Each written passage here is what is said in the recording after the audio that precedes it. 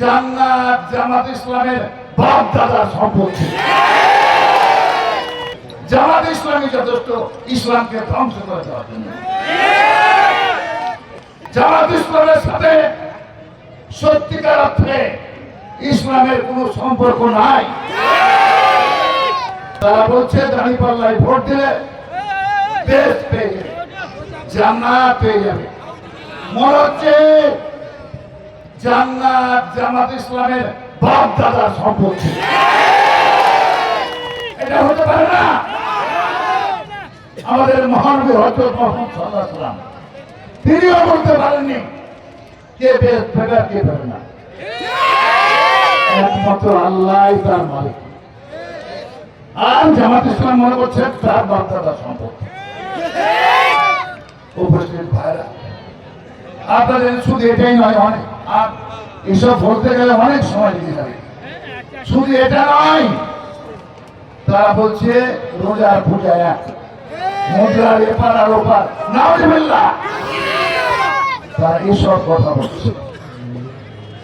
কাজে ভাইরা আমার, সত্যিকার অর্থে জামাত ইসলাম একটি ইসলামী দল নয়। আপনারা ইউটিউবে টাচ মোবাইলের মাধ্যমে আমার বন্ধুদেরকে বলছি, নিশ্চয় আপনারা শুনেছেন যে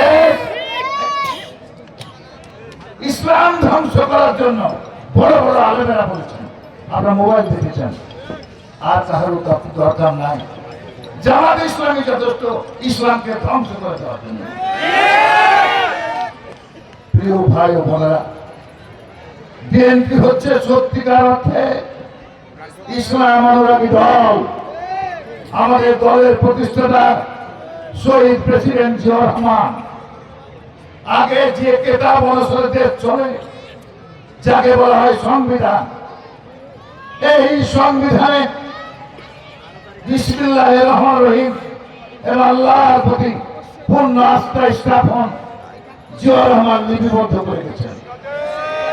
যে সকল হাজী সাহেব আপনারা আরাফাতের ময়দানে হজ করতে গেছেন, দেখেছেন হাজার হাজার নিন্দা।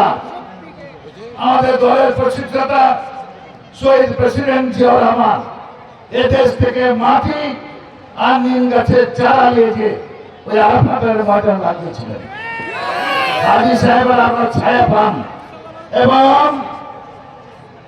সারা মক্কা সহ সারা দুনিয়ায় এই নিম গাছ বলে না, বলে জিয়া গাছ। ভাইরা আমার, সত্যিকার আরো অনেক ব্যাপার আছে, এটা বলা যাবে না, সময় নাই। সত্যিকার অর্থে ইসলাম অনুরাগী দল হচ্ছে বিএনপি। ইসলামের নামে ভাঁওতাবাজি করছে, ইসলামকে বিকৃত করছে।